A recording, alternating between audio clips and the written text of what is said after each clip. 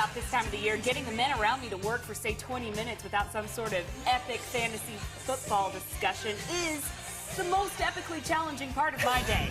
I try to fight it, but I've decided instead to embrace it. I'm so and that's proud of why, you. yes, There you thank go. you. That's why we find ourselves together with Andy Justice and Kelly James, two of our very good friends.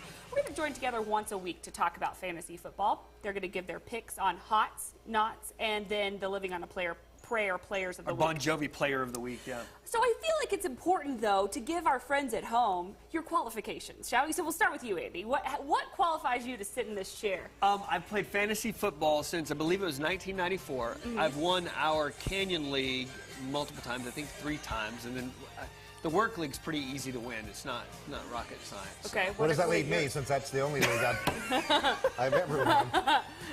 I think the battle's beginning. And I think that year he finished second, so I mean... It's one of those deals where you just stick. We've done it long enough where just by doing it long enough, I guess that qualifies. Do you have any special qualifications that you want to tell anybody about? Testosterone. Okay, excellent. And we were single for a long time. Yeah. I mean, So really, that's all you did. And that's all that. I mean, we had a bunch of extra time. There were times where 3, 4, 5 at a time, and now, you know... with- Leagues, Yeah, not leagues. dating. Okay, just wanted to No, clarify but then when you that. start Actually, dating, you have to drop your number of leagues. Right. And it corresponds directly with the amount of people that you're dating as to how many fantasy football leagues that you're in. It does. This is really an interesting discussion. So let's go ahead and kick things off. Okay. You're each going to pick a quarterback, a running back, and a wide receiver each week that is both hot and then one that is not. And by hot, we mean not in Right. the Tom Brady sense of very good looking. Though he is very hot. He is very hot. Okay. We're going to go with who we think is going to be hot that week in scoring Okey-dokey. points. You love Tom Brady. You know you do. Well, no, I mean, he is a good-looking man. I'm not going to deny that, but yeah, he Andy, is. take it away. Okay, so your hot All right. list this week. My hot list is Drew Brees. He's got his head coach back in Sean Payton. They're going up against Atlanta. They're a division rival. And I think there's a little something in Sean Payton's call about what happened with him having to set the year out.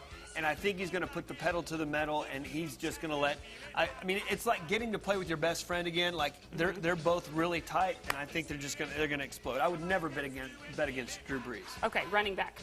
Running back, I like Jamal Charles because even Kelly James could run against the Jacksonville Jaguars. I mean, at this point, and plus, Andy Reid is the head coach in Kansas City. The way he used LaShawn McCoy when he was up in Philadelphia, I think Jamal Charles is going to go absolutely bonkers. It's a points per reception league, too. Yeah. He likes to throw the ball to the running back as well, so that PPR, remember PPR, that. got it. Points per reception league. Last but not least, who's receiver?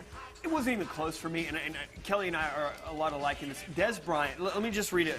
This is from my black book here. I brought a notepad. Over the last 8 games, he averaged over 100 yards a game, and he scored 10 touchdowns over the last 8 games. This guy is coming into his own. He's always been a physical specimen. I mean, he's huge. He's good at what he does, and now I think he's starting to grow up and mature, and so I think this could be the year where Des Bryant goes into the upper echelon where Calvin Johnson is. Okay, he actually does something amazing. Okay, Drew Brees is your quarterback pick as well, right? Exactly, and the amazing thing here is we did this separately. We did not sit here together. But you are cosmically connected. No, it's because we